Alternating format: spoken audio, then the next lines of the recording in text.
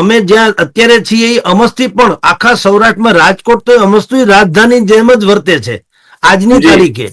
Politically તો એ AP centre તો છે જ. પોલિટિકલી એને કહેવામાં આવે છે કે આ તમારી રાજધાની છે, capital of the Saurashtra. Politically તો રાજકોટ છે.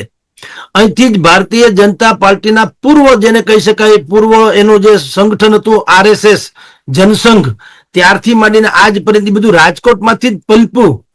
ચિમનભાઈ શુક્લ ને આપ બધા જાણો છો, બધા દિગ્ગજ અરવિંદભાઈ મણિયાર થી માંડીને, હા, આ બધા જ લોકોએ ભારતીય જનતા પાર્ટીના આ જે જૂના જનસંઘ થી માંડીને આરએસએસ થી માંડીને અત્યારે ભાજપ સુધી અહીંયા વિસ્તરવામાં કોઈ કચાશ છોડી નહોતી.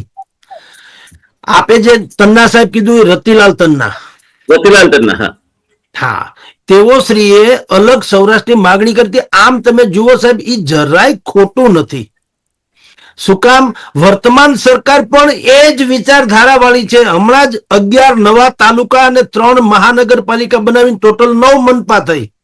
પેલા 6 હતી, હવે 9 મનપા ગુજરાતમાં થઈ, મહાનગરપાલિકા. અને તાલુકા પણ અલગ અલગ કર્યા છે, જિલ્લા પણ અલગ અલગ થયા છે. આપણે જાણીએ છીએ પેલા જુનાગઢમાં વેરાવળ સોમનાથ બધું આવતું, સોમનાથ જિલ્લો અલગ થઈ ગયો છે.